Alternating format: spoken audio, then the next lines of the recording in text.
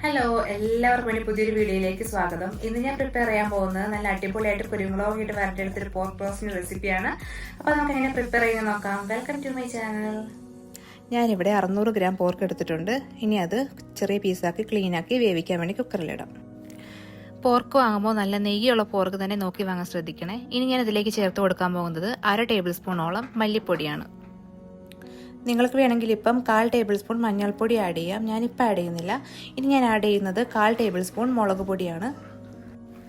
ഇനി ഏകദേശം 1/4 ടേബിൾ സ്പൂണോളം കുരുമുളക് പൊടി ആഡ് ചെയ്ത് കൊടുക്കാം. 1/4 ടീസ്പൂൺ ഗരം മസാല ആഡ് ചെയ്ത് കൊടുക്കാം.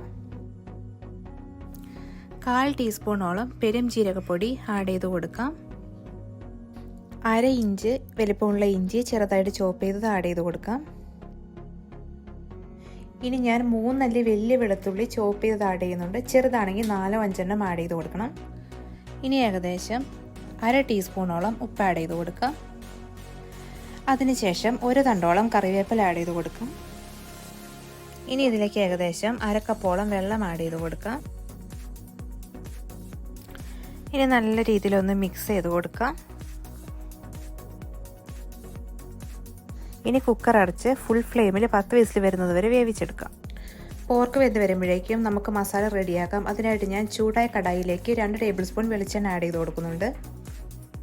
വെളിച്ചെണ്ണ ചൂടായി വരുമ്പം ഇതിലേക്ക് ഏകദേശം 1/2 ടീസ്പൂണോളം കടുക് ആഡ് ചെയ്ത് കൊടുക്കാം.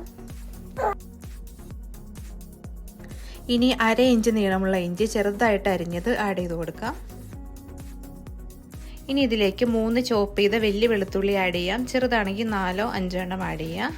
ഇനി ഇഞ്ചിയും വെളുത്തുള്ളിയും ചെറുതായിട്ട് കളർ മാറുന്നത് വരെ വഴറ്റി കൊടുക്കാം. വെളുത്തുള്ളിയുടെ ഇഞ്ചിയുടെ കളർ മാറി വന്നിട്ടുണ്ട്. ഇനി ഇതിലേക്ക് ഏകദേശം 1/2 കപ്പോളം തേങ്ങാക്കൊത്ത് ആഡ് ചെയ്ത് കൊടുക്കാം. ഇനി ഈ തേങ്ങാക്കൊത്തിൻ്റെ കളർന്ന് ചെറുതായിട്ട് മാറി വരുന്നത് വരെ വഴറ്റി കൊടുക്കാം. തേങ്ങാക്കൊത്തിൻ്റെ കളർ മാറി വന്നിട്ടുണ്ട്. ഇനി ഇതിലേക്ക് 1 സവാള സ്ലൈസ് ചെയ്തത് ആഡ് ചെയ്ത് കൊടുക്കാം. ഇനി 1 ടീസ്പൂൺ ഉപ്പ് കൂടി ഇട്ട് കൊടുത്ത ശേഷം ഒരു 30 സെക്കൻഡ് വഴറ്റി കൊടുക്കാം. ഇനി ഞാൻ ഇതിലേക്ക് ആഡ് ചെയ്ത് കൊടുക്കാൻ പോകുന്നത് അത്യാവശ്യം എരിവുള്ള ഒരു പച്ചമുളക് ചെറുതായിട്ട് അരിഞ്ഞതാണ്. ഇനി ഈ സവാള കളറൊന്ന് ചെറുതായിട്ട് മാറുന്നത് വരെ വഴറ്റിയെടുക്കുക. ഇനി ഇതിലേക്ക് 1 തക്കാളി ചോപ്പ് ചെയ്തത് ആഡ് ചെയ്യാം. ഇനി ഇതൊരു 2 മിനിറ്റോളം നന്നായിട്ടൊന്ന് വഴറ്റി കൊടുക്കാം. ഇനി ഇതിലേക്ക് ഏകദേശം 13 ചെറിയുള്ളി ചെറുതായിട്ട് അരിഞ്ഞത് ആഡ് ചെയ്ത് കൊടുക്കണം.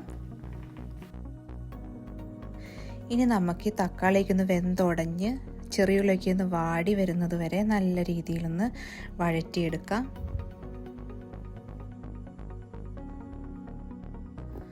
ചെറിയുള്ളിയും സവാളയൊക്കെ നല്ല രീതിയിൽ വഴന്നു വന്നിട്ടുണ്ട്. തക്കാളി വെന്തിട്ടുണ്ട്. ഇനി നമുക്കിതിലേക്ക് 1/4 ടേബിൾ സ്പൂൺ മഞ്ഞൾപ്പൊടി ആഡ് ചെയ്ത് കൊടുക്കാം. ഇനി 1/2 ടേബിൾ സ്പൂൺ മല്ലിപ്പൊടി ആഡ് ചെയ്ത് കൊടുക്കാം. 1/4 ടേബിൾ സ്പൂണോളം കാശ്മീരി ചില്ലി പൗഡർ ആഡ് ചെയ്ത് കൊടുക്കാം. ഇനി ഇതിലേക്ക് 1/2 ടേബിൾ സ്പൂൺ കുരുമുളക് പൊടി ആഡ് ചെയ്ത് കൊടുക്കാം. ഇനി 1/2 ടീസ്പൂൺ ഗരം മസാല ആഡ് ചെയ്ത് കൊടുക്കാം. ഇനി ഇതിലേക്ക് ഒരു 1/4 ടീസ്പൂൺ ജീരകപ്പൊടി ആഡ് ചെയ്ത് കൊടുക്കാം. ഇനി 1/4 ടീസ്പൂൺ പെരുംജീരകപ്പൊടി കൂടി ആഡ് ചെയ്ത് കൊടുക്കാം. ഇനി ഈ മസാലാസൊക്കെ വെന്ത് വരുന്നത് വരെ മീഡിയം ഫ്ലെയിമിൽ 2 മിനിറ്റ് വഴറ്റി കൊടുക്കാം. മസാലയൊക്കെ വഴന്നു വന്നിട്ടുണ്ട്. ഇനി നമുക്ക് കുക്കറിൽ വേവിച്ച് വെച്ചിരിക്കുന്ന പോർക്ക് ആഡ് ചെയ്ത് അതിനകത്ത് വെള്ളത്തിൻ്റെ അംശം പോയി എണ്ണ തെളിഞ്ഞു വരുന്നവരെ ഡ്രൈ ആയിട്ട് നല്ലോണം വഴറ്റിയെടുക്കാം. ഇനി ഇത് നല്ലോണം മിക്സ് ചെയ്യാം.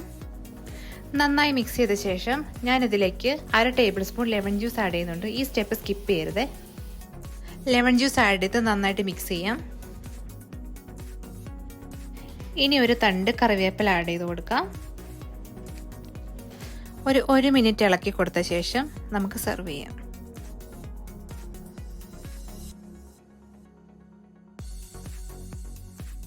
ഞാൻ ഉണ്ടാക്കിയ പോർക്ക് റോസ്റ്റ് നിങ്ങൾ എന്തായാലും ഉണ്ടാക്കി നോക്കണം. നല്ല ടേസ്റ്റ് ആയിട്ടൊരു റോസ്റ്റാണ്. നിങ്ങൾക്ക് എന്തായാലും ഇഷ്ടപ്പെടും.